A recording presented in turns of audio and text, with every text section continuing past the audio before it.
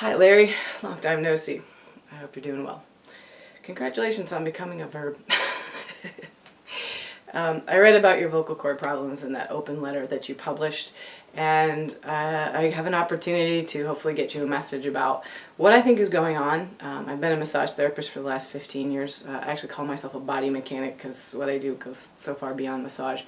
And I'd like a chance to explain why I think your doctors might be misunderstanding about what's going on with the vocal cords, and they may be looking for a solution in the wrong area on here. So here goes. 15 or so years ago, you got a cold, severe cold. Larry got laryngitis. You got better, the cold went away, but the vocal cord, the vocal activity didn't come fully back for you, so at some point you went to an ENT and they stuck a laryngoscope down your throat, had you vocalize, and were able to observe on a video camera the fact that half of your vocal cord structure was not working on there, wasn't moving anymore. So they brought the scope out and they wrote a diagnosis down of paralyzed vocal cords. The fact is that half of your vocal cord structure wasn't working, but I think that paralyzed is not what they should be looking for. So here's my take on it.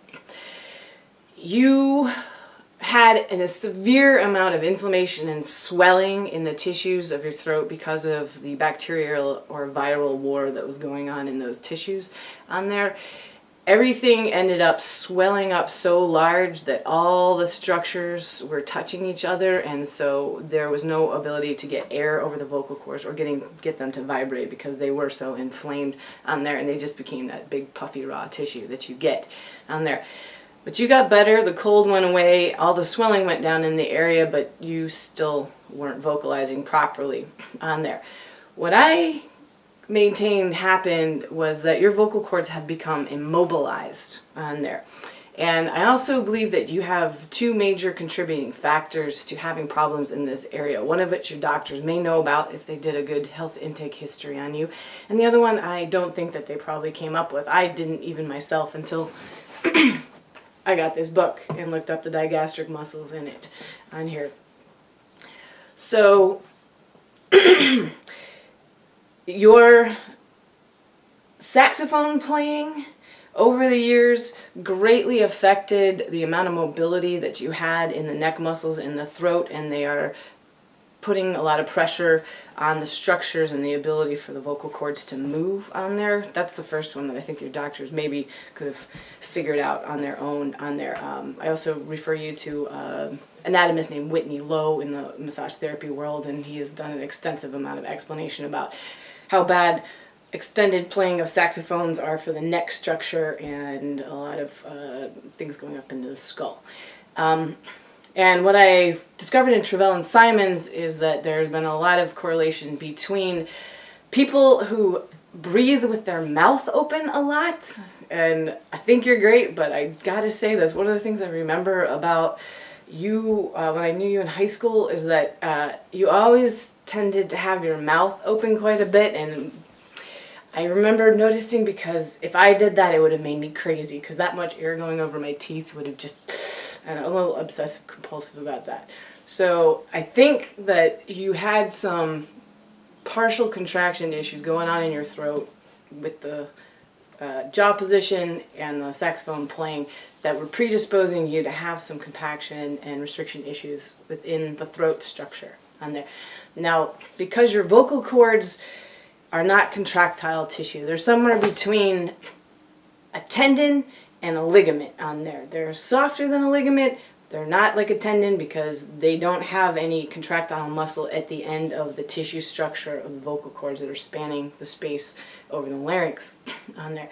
Your vocal cord structure kind of looks like a boxing ring. It has two fixed pins and two pivoting pins, and your vocal cords spread apart like this to increase or decrease the space in between them. They can go more slack or more taut on that structure, which the more taut they are, the higher your voice goes, the lower they are, the lower and your vocalization is going to go on there, more relaxed. You understand how this works on here. So you had already a large compaction situation going on in your neck and throat on there, and you got that cold, And the swelling causes all the cells to blow up, and some of them actually destroyed themselves. They got so inflamed and swollen that they burst apart, and your body's going to have to replace that piece of tissue with some scar tissue on there.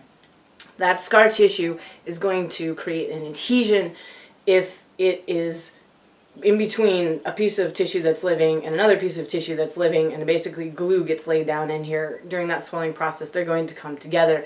When the swelling goes down, they may not be able to actually come apart once again because the adhesive protein that's been laid down is now restricting them from moving on here.